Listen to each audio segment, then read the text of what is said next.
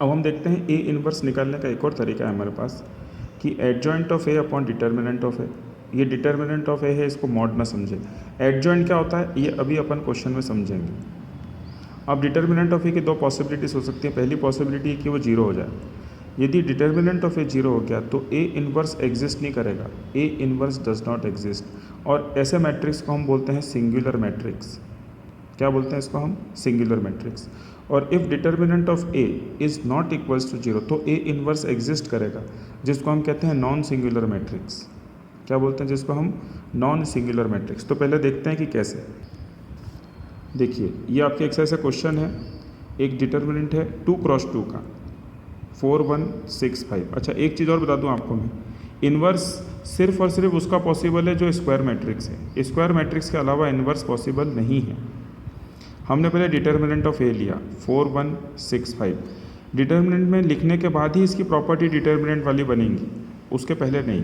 ठीक, तो 5 4 ज़ा 20 और 6 1 ज़ा 6। तो 20 में से 6 गया तो कितना बना? 14। क्या ये जीरो के इक्वल है? नहीं है।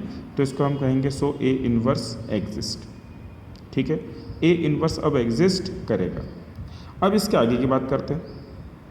अब आपने डिटर्मिनेंट के अंदर कोफैक्टर और माइनर समझे होंगे, तो हमें कोफैक्टर की ज़रूरत है। जैसे C11, तो जैसे हमने C11 लिया तो पहली रो और पहला कॉलम गया, कितना बचा? 5। तो ये रहा 5।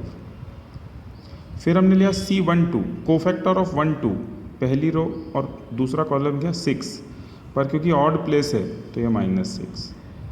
2 1, तो हमने पहला कॉलम और सेकेंड रो ली, ये 1 आएगा, 1 नहीं आएगा क्योंकि ऑड प्लेस है तो ये -1। फिर हमने लिया 2 2, 2 + 2 4 होता है, तो इवन प्लेस है तो ये कितना आ रहा है? 4। तो यहाँ कितना आ गया? 4।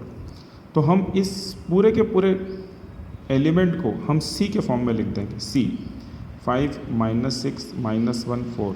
ध्यान रखिएगा, यहाँ आपको ये ध्यान रखना है कि ये क्वेश्चन मैट्रिक्स का है तो मैट्रिक्स में जाएगा, और ये डिटर्मिनेंट है तो डिटर्मिनेंट जाएगा। यदि आपने दो पैरेलल लाइन ड्रॉ करके डिटर्मिनेंट बना के मैट्रिक्स की प्रॉपर्टी लगा के क्वेश्चन सॉल्व करा, आपको नंबर नहीं मिलेंगे। अब बात आती है कि एडजॉइंट ऑफ ए कितना होता है। एडजॉइंट ऑफ ए होता है C डैश, मतलब इसका ट्रांसपोज। किसका? C का ट्रांसपोज। ये कितना है? 5 -6। तो देखिए जो रो में था वो कॉलम में चला गया, -1 4 ये रो में था, ये कॉलम में चला गया। अब सिंपल इनवर्स की प्रॉपर्टी क्या होती है? Adjoint of A upon determinant of A, अभी अपन ने आगे देखा था। तो एडजॉइंट ऑफ ए तो ये रहा, और इसके आगे हम इसके आगे हम 1/14 से मल्टीप्लाई कर देंगे, क्योंकि ये किसकी वैल्यू है? डिटर्मिनेंट की वैल्यू है। तो हम दूसरा मेथड है हमारे पास जिसमें हम ये पता कर सकते हैं कि ए इनवर्स कैसे निकलेगा। ठीक है, इसके अंदर अभी अपन 3 क्रॉस 3 में देखते हैं। एक्सरसाइज 7B के अंदर एक क्वेश्चन है ए, जिसको हमको उसका इन्वर्स कैलकुलेट करना है। ठीक, हाँ, यदि एग्ज़ाम में लिखा हुआ है with the help of elementary operation, तो जो मैंने एलिमेंट्री ऑपरेशन आपको बताया वैसे करना है। यदि एग्ज़ाम में कुछ भी लिखा हुआ नहीं आया तो आप इन्वर्स इस तरह से कीजिएगा। तो सबसे पहले मैट्रिक्स हम क्या निकालेंगे? Determinant of A. तो हमने डिटर्मिनेंट ऑफ ए कितना निकाला? जो आई वैल्यू कितनी? -2। देखिए डिटर्मिनेंट ऑफ कैलकुलेट करा हमने, तो डिटर्मिनेंट ए की वैल्यू कितनी बनेगी? 1 9 -16 -2 -3 3 -4 सॉरी +3 4 -3, ये रहा। तो 9 -16 -7 +2 3, तो 7 में से 5 गए तो -2, -7 + 5 -2 नॉट इक्वल्स टू 0। तो हम कहेंगे सो ए इनवर्स एग्जिस्ट, और इसको हम कहेंगे कि ये नॉन सिंगुलर मैट्रिक्स है। सिंगुलर होता तो ये 0 हो जाता। अब हमको इसके कोफैक्टर निकालने, कोफैक्टर निकालना आपको बताए गए होंगे, पहले आप सीख चुके हैं इसको।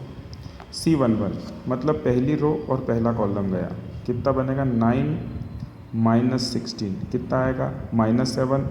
देखिए ये लिखा -7, करेक्ट, क्योंकि 1 2 3 4 ये 4 जो हैं ये ऑड प्लेस हैं, इसके साइन चेंज होंगे, बाकी किसी के साइन चेंज नहीं होंगे। देखना 1 2 पहली रो दूसरा कॉलम, 3 -4 -1 बनेगा, लेकिन हम +1 लिखेंगे।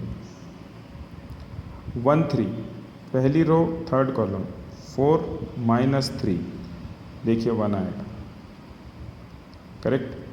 2 1 सेकेंड रो फर्स्ट कॉलम 3 6 -4 3 12 -6 आना चाहिए +6, क्योंकि मैंने आपको अभी बताया था कि 1 2 3 4 पे जो नंबर आएगा उसके साइन हमको चेंज करें।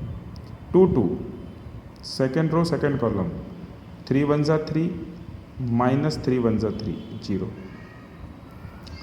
2 3 सेकेंड रो थर्ड कॉलम 4 1 4 -2 2 -2, क्योंकि ऑड प्लेस है। 3 1 ये कॉलम और ये रो गया 8 -9 -1। उसके बाद फिर हम देखते हैं 3 2 ये वाली पोजीशन, तो 4 -3 1, लेकिन ऑड प्लेस है तो -1। 3 3 तो 3 -2 1, देखिए ये लिखा हुआ। आपको सिर्फ इतना ध्यान रखना है कि ये जो 4 प्लेस हैं इस पे जो साइन आ रहा है, साइन बोला मैंने, उसको चेंज करना है। मैंने ऐसा नहीं कहा कि माइनस कर देना सबको, नहीं, मैंने ऐसा कहा है कि सबके साइन चेंज करना है। माइनस आ रहा है तो प्लस और प्लस आ रहा है तो माइनस। फिर हमने इसको किस में लिखा, सी में। तो सी में देखिए कैसे लिखेंगे इसको अपन, ये देखिए जैसा का जैसा रो था वैसे के वैसी रो में हमने लिख दिया। अब हम लिखेंगे एडजॉइंट ऑफ ए, यानी कि सी डैश। तो जो रो थी वो कहाँ चली जाएगी, कॉलम। देखो प्रिंसिपल डायगोनल चेंज नहीं होगा, -701 -701। फिर हमने क्या सीखा था, A inverse adjoint of A upon determinant of A. तो कुछ नहीं, इसके आगे हम -1/2 से मल्टीप्लाई कर देंगे और ये हमारा आंसर होगा।